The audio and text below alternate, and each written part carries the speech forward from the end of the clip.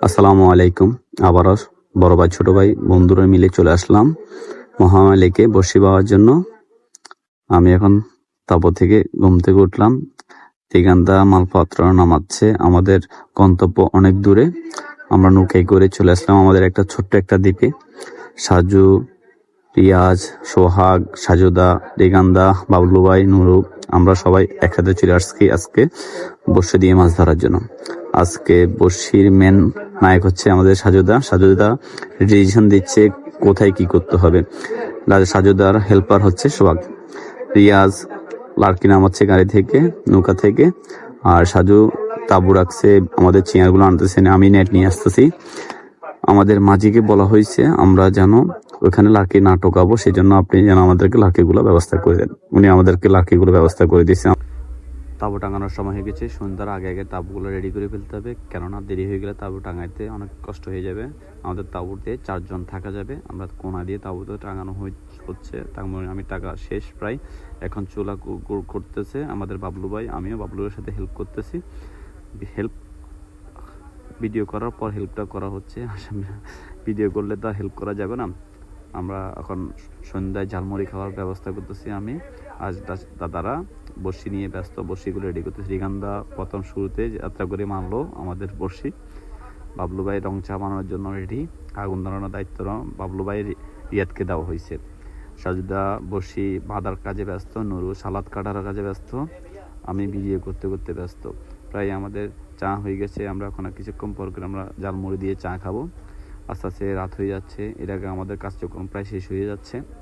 আমরা এক একজন এক একটা কাজ ভাগ করে নেওয়া হয়েছে, যার যার কাছে নিচে নত করতেছে। আমি মাঝে মধ্যে সবাই হেল্প করতেছি, যেখানে যার কতটুকু হেল্প লাগে ততটুকুই করতে হচ্ছে। আমি সাজুদা একটা বড়শি বাঁধার রেডি করতেছি, আমি এখন মারবো বড়শি।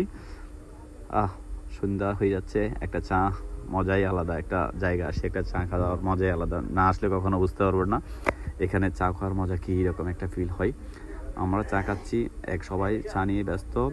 চা মজাটাই আলাদা, সুন্দর একটা পরিবেশে সুন্দর একটা মজা আছে। বাসা থেকে আমরা যাওয়ার সময় ইলিশ মাছ নিয়ে গেলাম। আজকে সন্ধ্যায় ইলিশ মাছ ভাজা খাবো, তাজা তাজা ইলিশ মাছ ভাজা। এখনও আমরা তেমন একটা মাছ পাওয়া হয় নাই, এখন রেডি করছি।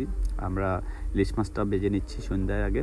হাঁসের মাংস, চীনা হাঁসের মাংস রেডি। আমাদের আগুন দিয়ে ক্যাম্প ফায়ার করলাম, দাদারা বসে নিয়ে ব্যস্ত। ঠান্ডা প্রচুর পরিমাণে পড়তেছে, কিছুক্ষণ পর খিদে লাগছে, ভাত খাওয়া শুরু করব। আজকে আমাদের আয়োজন হচ্ছে হাঁসের মাংস আলু দিয়ে। কি মজা খানা, জিহ্বায় জল চলে আসবে। দেখেন কালারটা কেমন হয়েছে, আমার নিজের হাতের রান্না। খাওয়া দাওয়া শেষ করে আবার রাত হয়ে গেল আধারে। সকালবেলা ঘুম থেকে উঠবো এখন।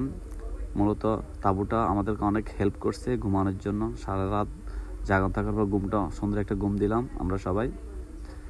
আসেন সকালবেলা নাস্তা করার জন্য আমরা রেডি হচ্ছে। আমরা আমাদের বড়শিতে ফল্লা মাছ পাইলাম, তাজা ফল্লা মাছ ভাজা খাবো। ফল্লা মাছ রেডি প্রায়, তেলে কড়া ভাজা।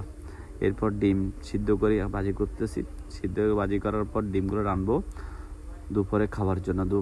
বেগুন ভর্তা, এটা বেগুন ভর্তা হচ্ছে তেল মারার জন্য, পেঁয়াজ দিয়ে তেল রেডি করতেছি। এরপর আমার বড়শি বাড়ার কাজে ব্যস্ত হয়ে গেলাম। শেষ, এখন বড়শি দিয়ে মাছ ধরবো আর বড়শি বাবো। এখন দাদারা রেস্ট নিচ্ছে, আমি বড়শি নিয়ে ব্যস্ত হয়ে পড়লাম। রিয়াদা ব্যস্ত, সাজু ব্যস্ত, সোহাগ ঘুমাচ্ছে। আমরা 3 জনের পালা হচ্ছে এখন।